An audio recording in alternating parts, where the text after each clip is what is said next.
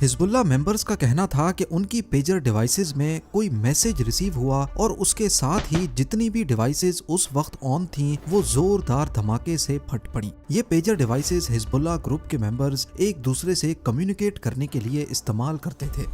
उस वक्त कोई बाजार में था, कोई घर पे तो कोई किसी महफिल में बैठा था।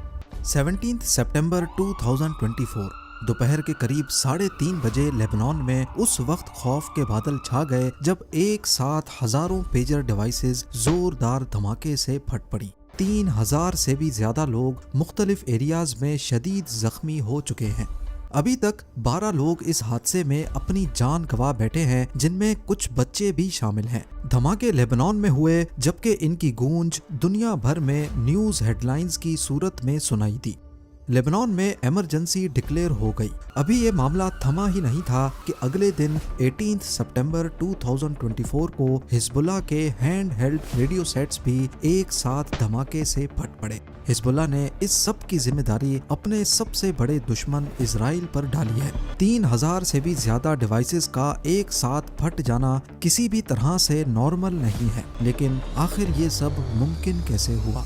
नाजरीन, पेजर डिवाइस एक वायरलेस कम्युनिकेशन सिस्टम के जरिए काम करती है। रेडियो सिग्नल के जरिए इस डिवाइस में टेक्स्ट मैसेजेस सिर्फ रिसीव हो सकते हैं, जबकि कॉल या ऑडियो मैसेज रिसीव करने का फंक्शन इसमें नहीं होता। इसमें किसी किस्म का सिम कार्ड या मोबाइल नेटवर्क इस्तेमाल नहीं होता।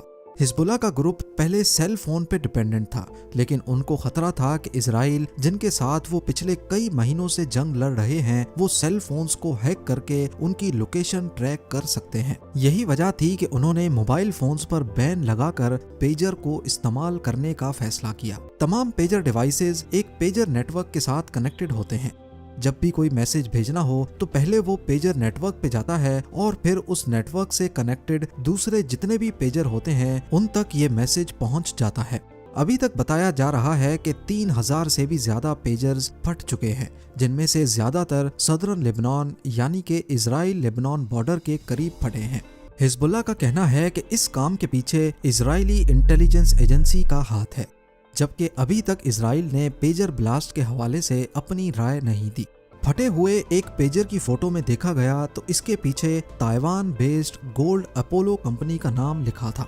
अगर ये काम प्रोडक्शन लेवल पे किया गया है, यानी डिवाइसेस मैन्युफैक्चर करते वक्त ही इसमें एक्सप्लोसिव सिस्टम इंस्टॉल किया गया है, तो इसका मतलब काफी पहले से इसकी प्लानिंग हो रही थी। लेकिन गोल्ड अपोलो का कहना है कि उन्होंने ये डिवाइसेस मैन्युफैक्चर ही नहीं की, बल्कि उन्होंने BAC नाम की कंपनी को अपना ब्रांड नेम इस्तेमाल करने की परमिशन दी थी।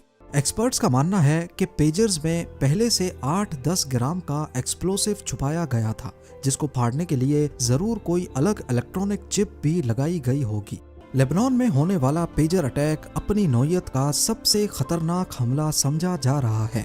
इस वाक़े ने दुनिया भर में एक नई बहस छेड़ दी है कि अगर ये काम पेजर्स के साथ किया जा सकता है तो क्या हमारे मोबाइल फोन्स इससे महफूज रह पाएंगे या नहीं।